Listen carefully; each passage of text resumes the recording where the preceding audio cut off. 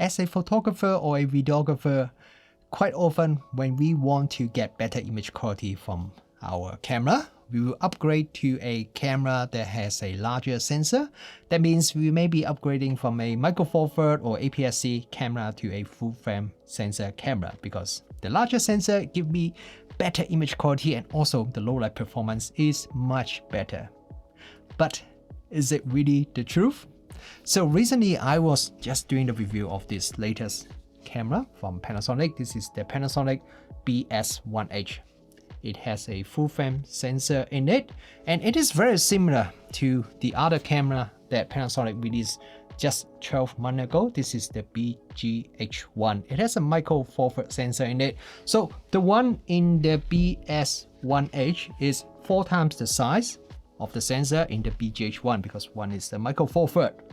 So I thought maybe I should do some comparison between these two cameras, because they are both reasonably new. One is just released and the other one was just released 12 months ago. I want to see what is the actual low light image quality difference between these two cameras. Not surprisingly, the full frame BS1H does have better high ISO performance than the micro four thirds BGH1.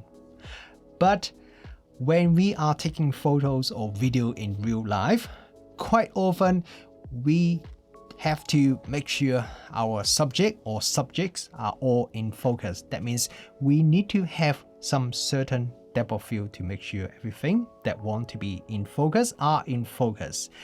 And when we consider that the smaller sensor camera, such as the micro four thirds camera, does have some advantage, because when you are shooting with the same equivalent focal length, the smaller the sensor, the larger the depth of field you have. And that means if you compare a micro four thirds camera with a full frame camera, with the micro four thirds camera, you can shoot at the aperture that is 2 stops faster than a full frame camera.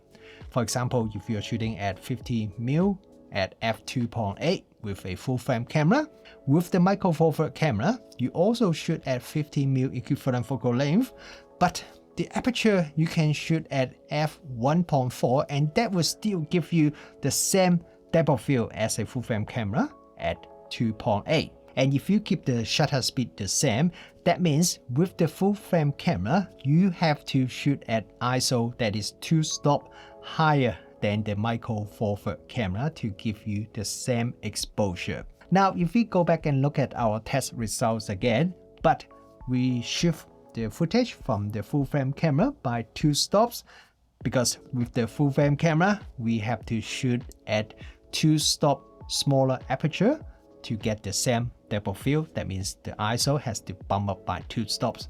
And now, if we look at that, and that gets interesting. At the low to mid ISO, there's not much difference between these two cameras.